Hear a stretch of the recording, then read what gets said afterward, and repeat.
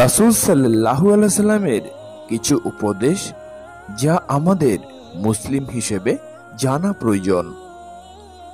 একদিন এক লোক এসে রাসূল সাল্লাল্লাহু আলাইহি সাল্লামকে বলেন, হে আল্লাহর রাসূল, আমাকে কিছু নসিহত করুন।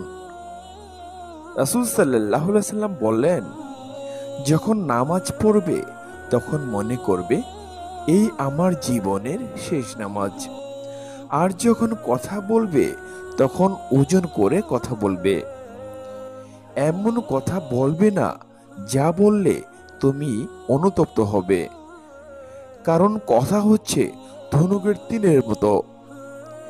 একবার মুখ থেকে ফসকে গেলে তার উপর তোমার আর কোনো নিয়ন্ত্রণ থাকে না। তবে শোনো, আল্লাহকে প্রকাশ্যে এবং অপ্রকাশ্যে ভয় করবে। আল্লাহর ভয় মনে রেখে ইনসাফের কথা বলবে, রাগে বা আনন্দে আল্লাহকে ভুলে যাবে না। ধনী বা দরিদ্র যে অবস্থায় থাকো না কেন, ইসলামে সাবেত থাকবে, অর্থাৎ বিশ্বাসে অবিচল থাকবে। আত্মীয় স্বজন তোমাদের ত্যাগ করলে তোমরা তাদের ত্যাগ করো না। যারা তোমার উপর শাস্তি কেড়ে নেয় তাদের তোমরা শাস্তি দেবার চেষ্টা করবে। যারা তোমার উপর জুলুম করেছে তাদের মাফ করে দেবে।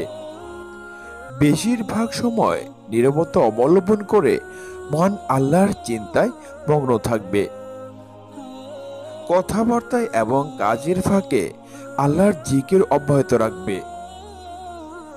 যেখানেই থাকো না কেন মন্দ কাজ থেকে বিরত থাকবে এবং অন্যকে মন্দ কাজ থেকে বিরত রাখার চেষ্টা করবে।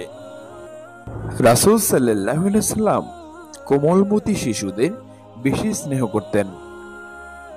হাদিসে এসেছে, হযরত আবু হুরায়রা রাদিয়াল্লাহু আনহু বলেন, এক ব্যক্তি একদিন শিশু নিয়ে রাসূল সাল্লাল্লাহু আলাইহি সাল্লামের খিদমতে এসে শিশুটিকে চুমু দিতে লাগলেন। রাসূল সাল্লাল্লাহু আলাইহি সাল্লাম এই দৃশ্য দেখে তাকে জিজ্ঞাসা করলেন, শিশুটির প্রতি কি তোমার দয়া জেগে উঠেছে? সে বলল, হ্যাঁ আল্লাহর রাসূল। তারপর রাসূল সাল্লাল্লাহু আলাইহি সাল্লাম বলেন, আল্লাহ তাআলা তোমার প্রতি এর চেয়েও অধিক দয়া করেন, কেননা তিনি দয়ালুদের শ্রেষ্ঠ দয়ালু। বুখারী। রাসূল সাল্লাল্লাহু আলাইহি সাল্লাম নিজের পরিবারের সদস্যদের সঙ্গে কোমল আচরণ করতেন। পরিবারের সদস্যদের সঙ্গে কোমল ও উত্তম আচরণের নির্দেশ দিয়েছেন। খাবার খাওয়া, কেনাকাটা, সাংসারিক কাজে পরিবারের সদস্যদের সহযোগিতা ও উত্তম জিনিস দেওয়াকে উত্তম ইবাদত ও খরচ বলে উল্লেখ করেছেন।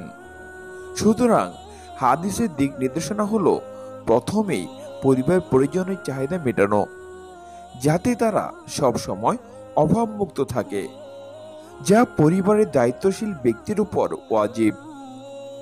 মৃত্যুর সময় ওয়ারিসদেরকে সচ্ছল অবস্থায় রেখে যাওয়া, যাতে করে অভিভাবকদের মৃত্যুর পর কারো মুখাপেক্ষী হতে না হয়।